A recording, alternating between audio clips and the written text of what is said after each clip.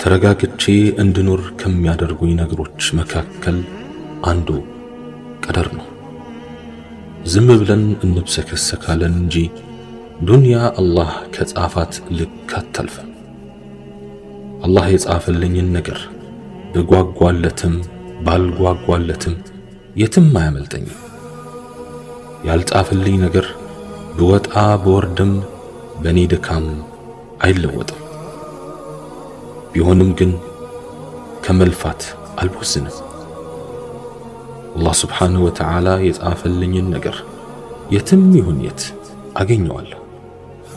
በመካከላችን ያለ ርቀት አይገድበውም። በእርግጥም ጌታዬ ጽፎልኝ ከሆነ ሩቅ ነገር ቅርብ ይሆናል፣ የማይቻለውም ይቻላል። ግና አንድ ነገር መርሃችሁ ይሁን።